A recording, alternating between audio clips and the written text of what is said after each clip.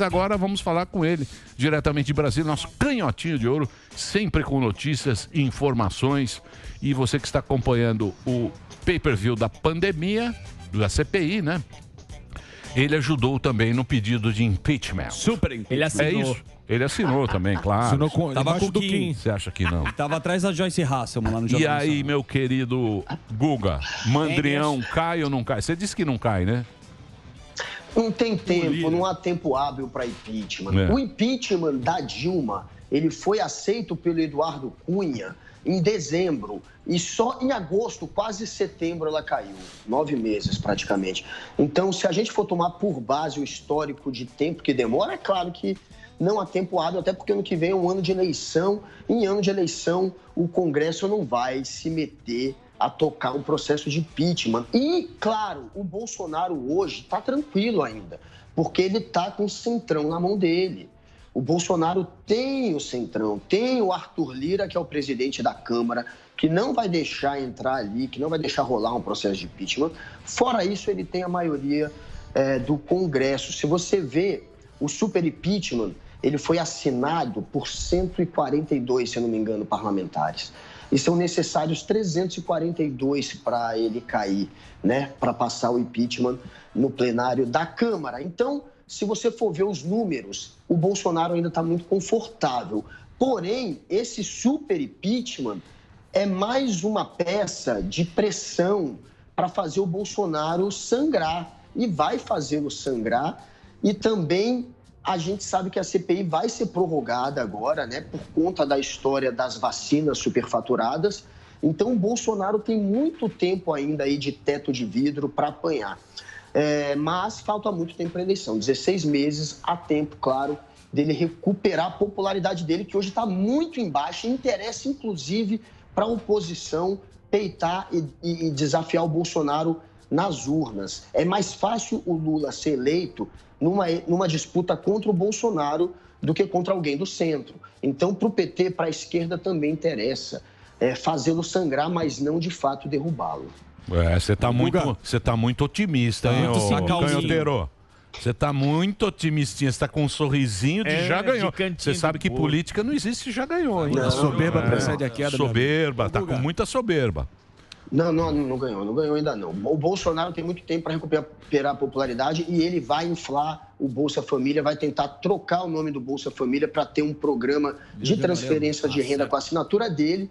Então, a economia também está dando sinais de recuperação. Claro que tem um cenário aí que pode ser positivo ainda, que pode fazer o Bolsonaro crescer. Mas hoje, as pesquisas mostram que ele perderia no primeiro turno. Lula se elege hoje no primeiro turno. Não acho que esse número vai ainda seguir sendo com essa vantagem tão grande até a eleição. Agora, hoje sim, o Bolsonaro está enrascado, mas ele deve melhorar um pouco ainda. Você aposta no primeiro turno? Eu aposto em eleição indo para o segundo turno. 2 turnos, né? Hoje o Bolsonaro perderia no primeiro turno, porque todas as pesquisas mostram isso.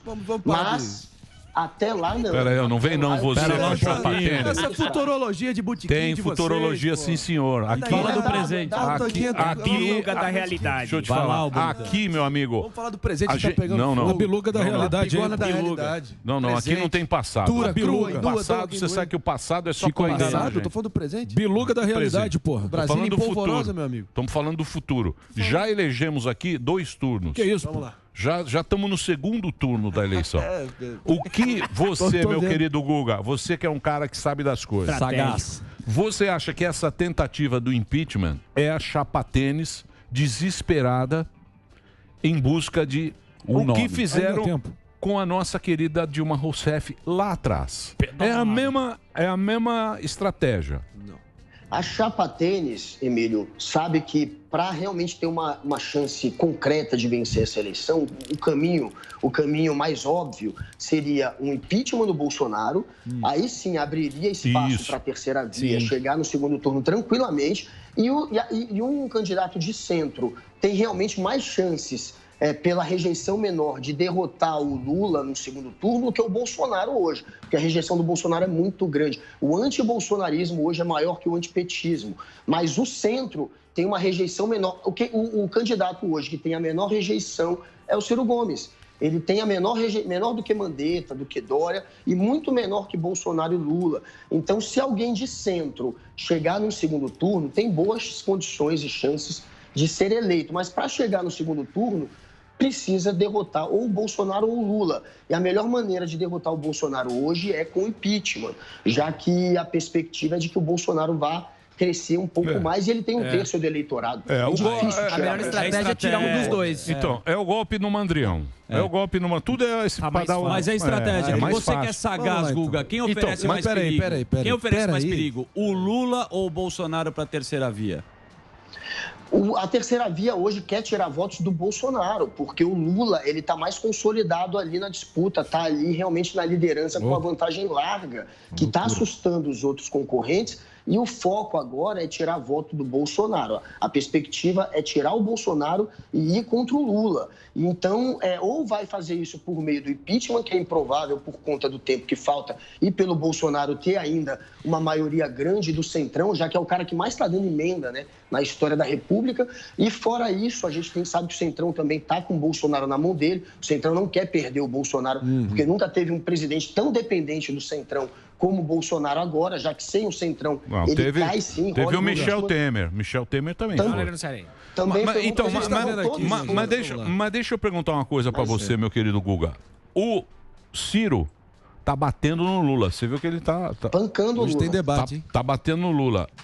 Pancando o Lula. Então, mas você acha que o quê?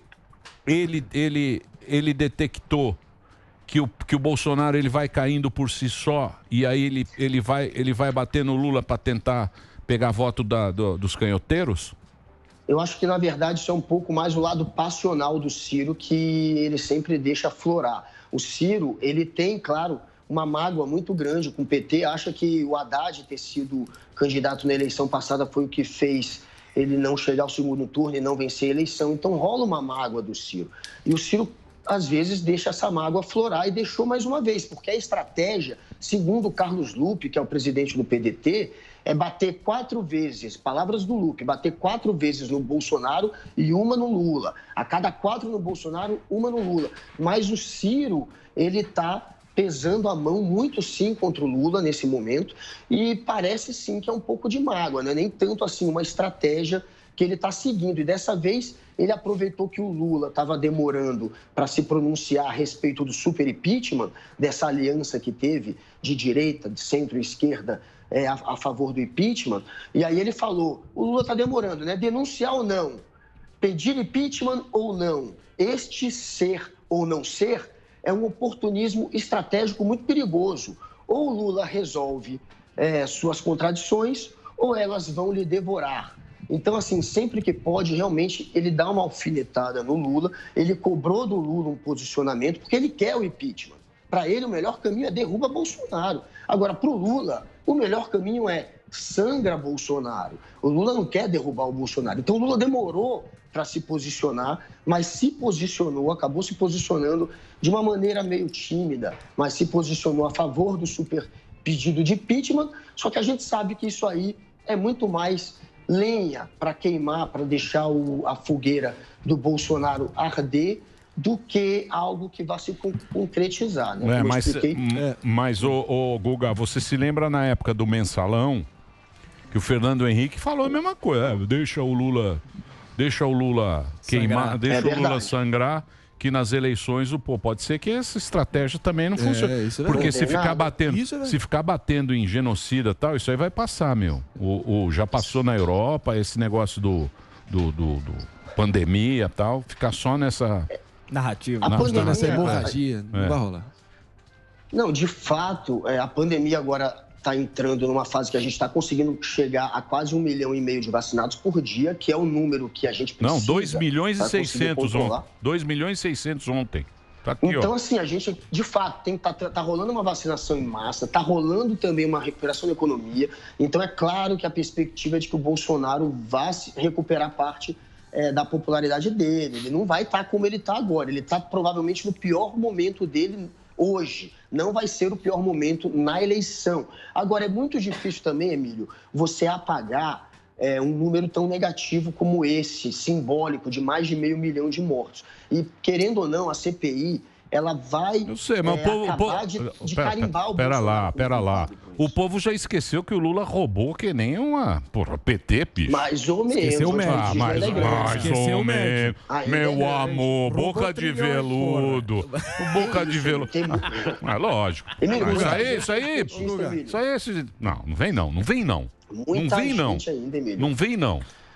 Não vamos ficar discutindo isso que é muito lá atrás. Mas, pô, o povo esquece, meu amigo. É amnésia seletiva. O povo esquece. Eu também acho, Emílio, que o povo vai em parte esquecer. Provavelmente vai aumentar a popularidade de fato. Eu também acho que parte da população vai esquecer, mas pensa na eleição. Chega a eleição. Os candidatos que são concorrentes do Bolsonaro, eles vão ter um material farto para acusar o Bolsonaro de ter sido culpado pela pandemia. Eles vão martelar muito. Então, mesmo que o povo, em parte, esqueça, eles vão ser relembrados durante a eleição. Isso vai ser a grande pedra no sapato do Bolsonaro, vai ser a pandemia. E é isso que está fazendo que parte do centro e parte da direita fique contra ele. Você acha que o povo vai esquecer da Lava Jato? Você acha que o povo vai esquecer da Lava Jato? Não vai. Também vai ser usado. Hora que voltar, vai voltar esse papo. Vai.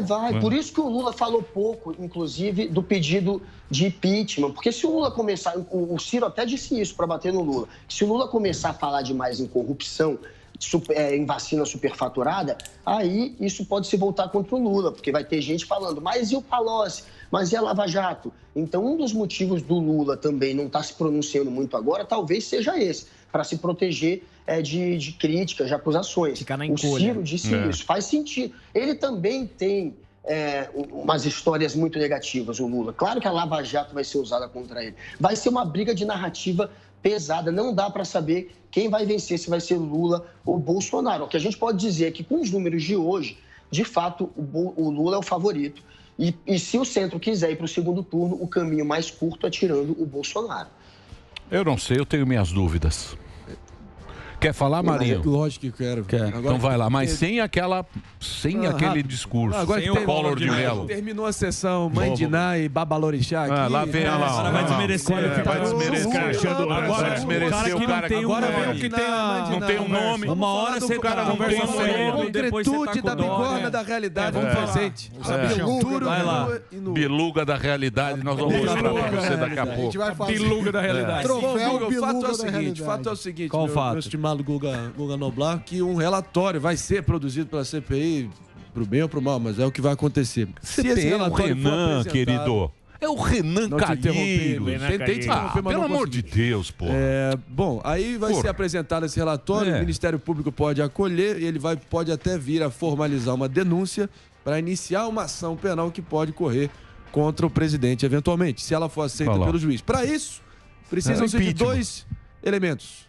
Prova de materialidade, que eu acho que é o que está faltando no momento, e indícios fortes suficientes que comprovem isso. Os indícios estão aí, para quem quiser ver. Já a prova da materialidade não se sabe, mas, diante do noticiário atual, 2 conclusões a gente já pode chegar. Ou o Bolsonaro sabia e foi conivente, ou ele não sabia e foi negligente. E aí, diante dessa situação, eu queria te perguntar... Bigorna. A bigorna da realidade. Se impõe. Como é que você acha que os últimos desdobramentos aí na CPI podem, de fato, escalar para uma situação, para chegar às vias de fato? Poder de síntese com o Marinho. Então, de fato, não tem uma prova ainda irrefutável de que o Bolsonaro sabia que havia uma suspeita de corrupção e não fez nada. Agora, o Luiz Miranda, todo mundo acredita que ele gravou o Bolsonaro. O Bolsonaro também acredita nisso. Por isso que o Bolsonaro está mudo e não rebate o Luiz Miranda. Porque o Luiz Miranda tem usado palavras tão exatas que o Bolsonaro de fato pronunciou, que o presidente acredita que foi gravado. Ele pensa, olha, se ele está falando exatamente o que eu disse, provavelmente ele me gravou. Então, o Bolsonaro está mudo, porque se ele responder, se ele rebater e o Luiz Miranda soltar essa gravação, que ele acredita que em algum momento ele vai soltar, o Bolsonaro se queima ainda mais. Então, a estratégia do Bolsonaro é não entrar em conflito com o Luiz Miranda e aguardar para ver quais são os próximos passos do Luiz Miranda. Se ele apresentar uma prova irrefutável, que seria a gravação